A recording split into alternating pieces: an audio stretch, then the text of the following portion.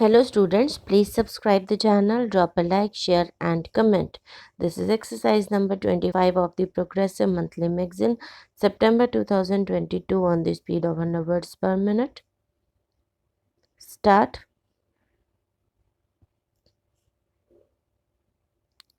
This strategy opens up huge employment opportunities and will take the country on a sustainable development path. This budget proposes several near-term and long-term actions accordingly.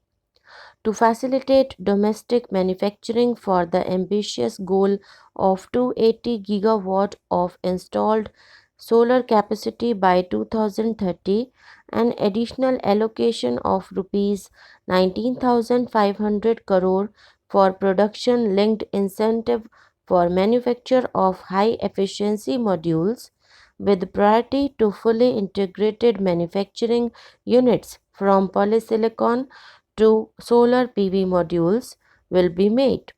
The circular economy transition is expected to help in productivity enhancement as well as creating large opportunities for new businesses and jobs. The action plans for 10 sectors such as electronic waste, end of life vehicles, used oil waste, and toxic and hazardous industrial waste are ready.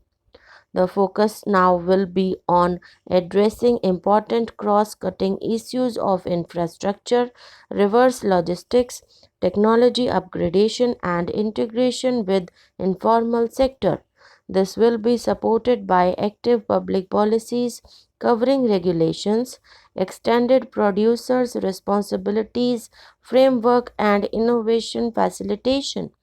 5 to 7% biomass pellets will be co-fired in thermal power plants, resulting in CO2 savings of 38 MMT annually. This will also provide extra income to farmers and job opportunities to local and help avoid stubble burning in agriculture fields. Saving energy is an important aspect of energy management. Hence, energy efficiency and savings measures will be promoted. This will be done in large commercial buildings through the Energy Service Company business model. It will facilitate capacity building and awareness for energy audits, performance contracts, and common measurement and verification protocol. 4 pilot projects for coal gasification and conversion of coal into chemicals required for the industry will be set up to evolve technical and financial viability. The policies and required legislative changes to promote agroforestry and private forestry will be brought in.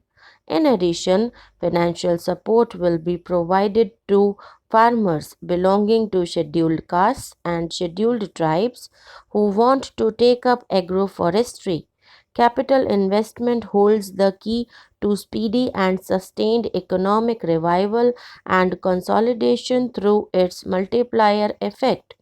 Capital investment also helps in creating employment opportunities, inducing enhanced demand for manufactured inputs from large industries and MSMEs, services from professionals, and help farmers through better agri infrastructure.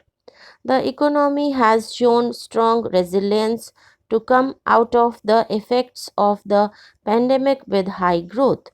However, we need to sustain that level to make up for the setback of 2020-21.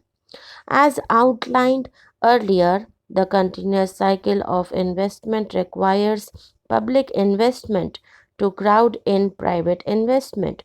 At this stage, private investments seem to require that support to rise to their potential and to the needs of the economy. Public investment must continue to take the lead and pump prime the private investment and demand in 2022-23. Considering the above imperative, the outlay for capital expenditure in the union budget is once again being stepped up sharply by 35% from rupees 6 lakh crore in the current year to rupees 7.50 lakh crore in 2022-23. This has increased to more than 2.2 times the expenditure of 2019-20. With this investment taken together with the provision made for creation of capital assets through grants in aid to states, the effective capital expenditure of the central government is estimated at rupees 10.68 lakh crore in 2022-23, which will be about 4.1% of GDP. As a part of the government's overall market borrowings in 2022-23, sovereign green bonds will be issued for mobilizing resources for green infrastructure. The proceeds will be deployed in public sector projects which help in reducing the carbon intensity of the economy.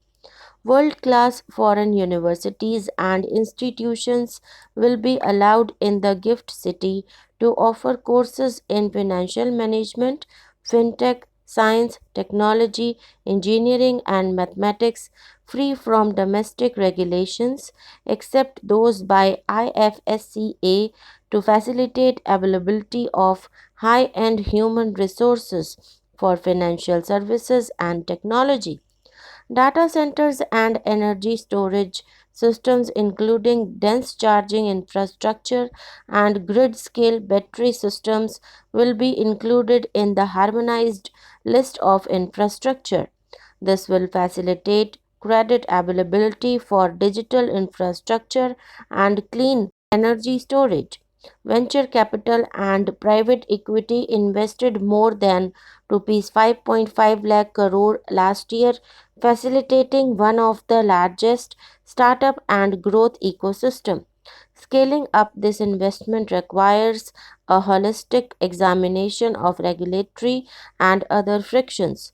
An expert committee will be set up to examine and suggest appropriate measures.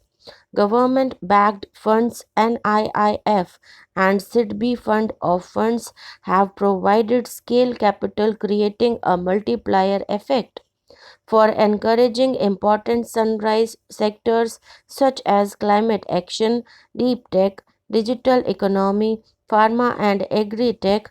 The government will promote thematic funds for blended finance, with the government share being limited to 20% and the funds being managed by private fund managers.